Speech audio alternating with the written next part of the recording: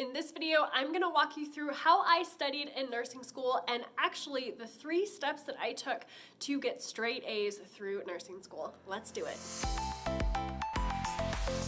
So there are a lot of different study methods to help you study in nursing school, but I'm gonna walk you through the 3 steps that I used to study in nursing school and the steps that really helped me really succeed in my classes. I actually ended up getting straight A's. So I hope that these 3 steps help you to figure out how to study in nursing school. Now, step number 1 in how to study in nursing school is to use the lecture outline or PowerPoint or whatever slide deck that your professors give you before class. Print it out and take notes on it during lecture. So this is one of mine from when I was in nursing school. What I recommend is printing out your professor's slides with the slides here and then like a little note section over here. A lot of the programs can fill it in. It's just like changing the printer settings. So just to make sure that it's a notes page so you have room, you have your slides on one side and then you have room to write your notes on the other side. So this is how I did this. I would print it out just like this, and then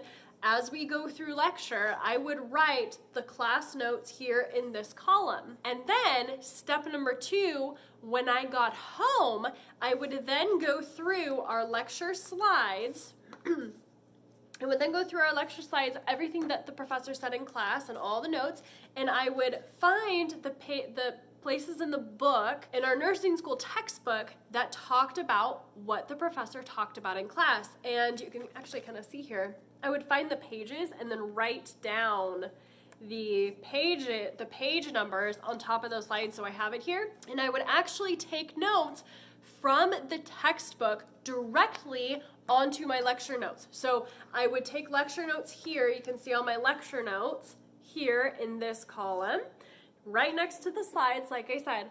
And then when I got home, I would take notes from the textbook in a different color. So you see this is green up top here, and I wrote in class in black. So I knew that green came from the textbook, were my notes from the textbook, and the black, my notes that I took in black pen were from the lecture class, everything that my professor said in class. So 2 different kinds of notes, one from the textbook and one from what my professors talked about in class.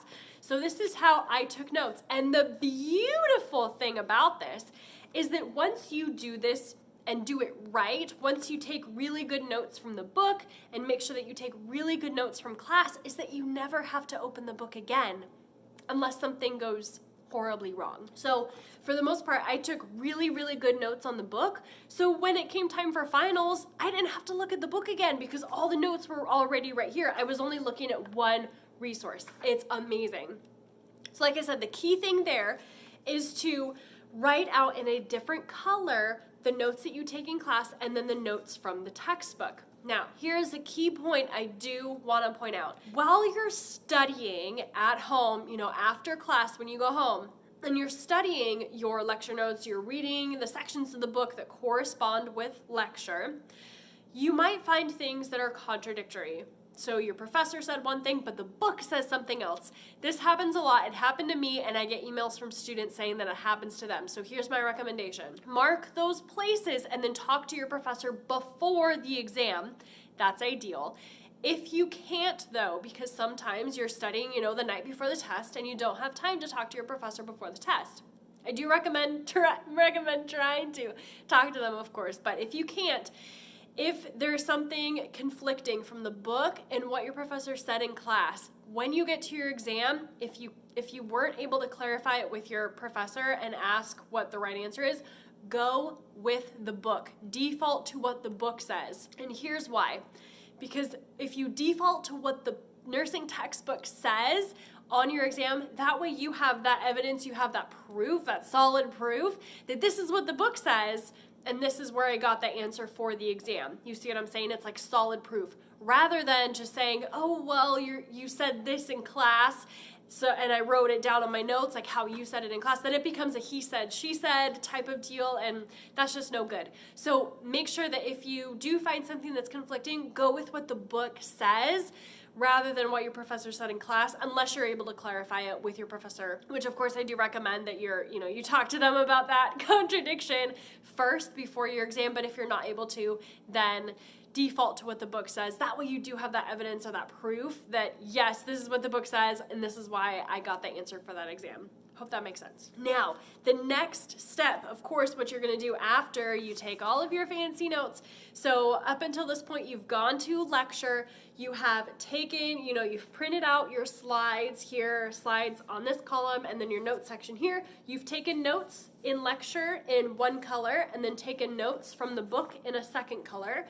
And then afterwards, you're gonna make flashcards, and you're gonna write concept maps, and you're going to write it out a million times or draw pictures. You're gonna study it and study it and study it until you remember it. So going through this is kind of funny because I have highlights, places where I highlighted information and all the good stuff. So go through your notes and highlight things and write it out and rewrite it, make flashcards, do concept maps, all of the good things that you can do to help learn all the information. That's really, really where the hard work sets in on learning all the things you've got to know for nursing school. Watch YouTube videos about it if that helps. Teach someone else is so good to help you really understand it.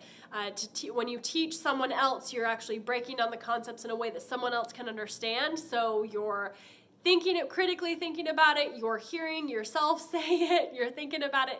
It's really, really a great way to do that.